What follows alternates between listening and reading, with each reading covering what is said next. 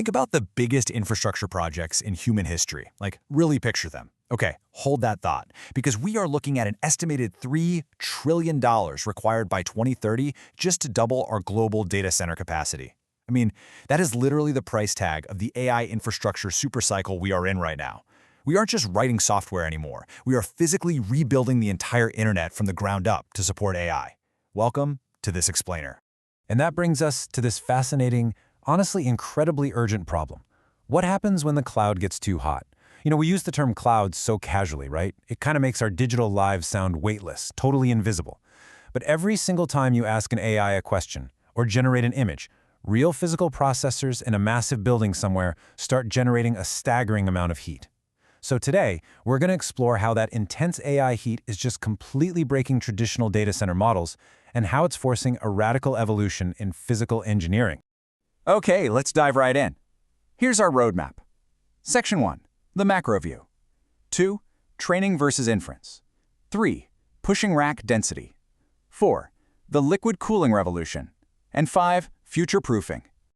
Section 1. The macro view and the AI infrastructure supercycle. Because this is what the cloud actually looks like in reality. It's not floating up in the sky. It's immense footprints of concrete, steel, and massive dedicated power generation. We're talking about a projected 14% global capacity growth rate in data centers straight through to 2030. And to actually fuel that insane level of expansion, modern hyperscale facilities are increasingly turning to their own dedicated renewable energy sources. Think massive wind turbines just to keep the lights on and the servers humming. The sheer physical scale of this is just breathtaking. Section 2.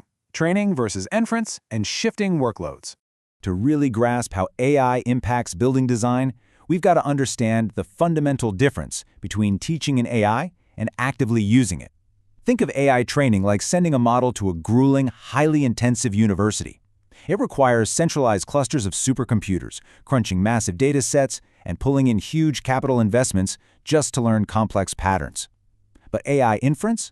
Well, that's the model graduating and finally stepping out into the real world to do a job. It's fast, it's agile, and it's highly distributed. Inference is the application phase. It's what happens when you actually use a chatbot or an AI tool. It requires distributed edge networks to reduce lag. It makes real-time predictions, and crucially, it generates ongoing revenue. And right now, the market is heading toward a massive flip. While AI training gets all the flashy headlines today, a major shift happens right around 2027 when inference actually overtakes training. By 2030, inference is going to account for a massive 37% of global data center workloads. And this matters immensely. Why? Because every single new chatbot prompt, every automated medical diagnosis, every AI-generated image, they all continuously drive physical inference demand. It is a relentless, non-stop drain on power and cooling. Which brings us to Section 3, pushing rack density and hitting the power wall.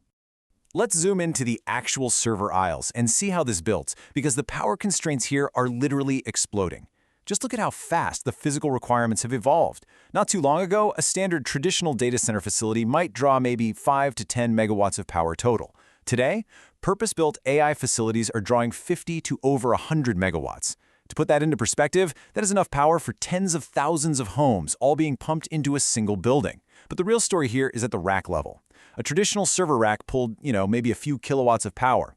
The new AI reality demands 40 to well over 100 kilowatts per single rack. You literally cannot just put these new AI servers into an old building.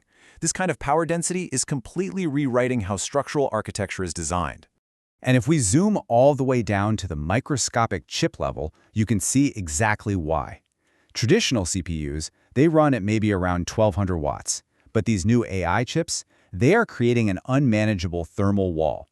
Take NVIDIA's B300 GPU, it hits 1400 watts of thermal design power. And the next generation chips, they are expected to exceed 1500 watts. We are concentrating an unbelievable amount of electrical resistance and heat into a piece of silicon the size of your palm. That's essentially the equivalent of running a high-powered microwave oven continuously inside a tiny enclosed metal box. Section 4. The liquid cooling revolution. Because air cooling, it's officially dead for high-end AI. Now, this brings up a question I hear all the time. If the servers are just getting hotter, why can't we just, use bigger fans and blow colder air at them? I mean, it sounds perfectly logical, right? Well, physics absolutely dictates otherwise. Air is actually a terrible conductor of heat. It has a very low specific heat capacity. On top of that, to maximize real estate, these servers are densely packed into one U chassis. That leaves practically no physical gaps for air to even flow through. So when you're trying to dissipate 1,500 watts from a single chip, it becomes a physical impossibility to remove that heat through air convection alone. The air simply cannot capture and move the heat fast enough. If we relied on fans, the chips would literally melt. So we turn to liquid, which is vastly superior at capturing heat, and the industry is doing this in two main ways. First up is direct-to-chip, where a liquid-filled cold plate is mounted directly on top of the GPUs. The second is immersion cooling, which I know, sounds like straight-up sci-fi. You literally submerge the entire server hardware into an engineered, non-conductive fluid. Now, what's really interesting here is the financial reality behind the physics. While immersion is highly efficient and gives you the best power use effectiveness, the numbers show that direct-to-chip actually has a 13% lower total cost of ownership over a 10-year period, which makes it the dominant choice right now. Let's actually walk step by step through the fascinating journey of how this heat actually escapes the building. Step 1. The heat generates right at the microscopic semiconductor level and pushes through thermal interface materials. Step 2. That heat transfers into the liquid flowing inside the cold plate that's bolted directly to the chip.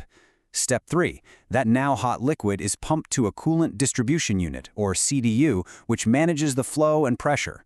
And finally, Step 4, the heat is carried to a massive facility heat exchanger where it is totally flushed out of the building. It's like a complex, beautifully engineered cardiovascular system, just for the internet. Section 5. Future-proofing. Grids, rules, and labor. Let's zoom all the way back out to the macro level, because the biggest threats to this trillion-dollar supercycle aren't actually microchips. They are massive, real-world bottlenecks. The sheer speed at which we're trying to build AI is slamming right into the physical limits of our planet's infrastructure.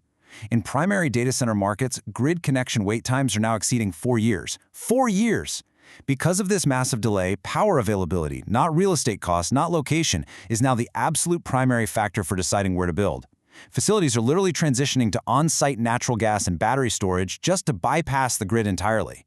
And on top of all that, you have sovereign AI mandates from places like the EU and India.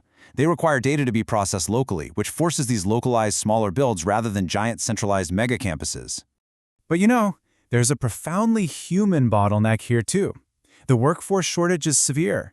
A single gigawatt development campus can require up to 3,000 daily site workers. And right now, there is a critical industry-wide lack of mechanical, electrical, and plumbing engineers. But specifically, it's the electricians. Because of those insane power requirements we talked about earlier, electricians have been described as the longest pole of a tent in constructing these incredibly complex facilities. For all our talk of advanced algorithms, you just can't build the future of AI without the skilled tradesmen to wire it. So, the crucial point is perfectly summed up by this quote from JLL Research. Energy infrastructure has emerged as the critical bottleneck constraining expansion. All of our limitless, magical digital AI ambitions, they are completely, entirely bound by the physical constraints of the real world, by copper wire, by cooling water, and by skilled human labor. Which leaves us with a provocative thought to end on.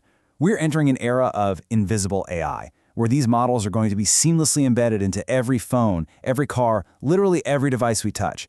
But every single time that invisible AI thinks, it draws real, physical heat and electricity from a liquid-cooled data center somewhere in the world.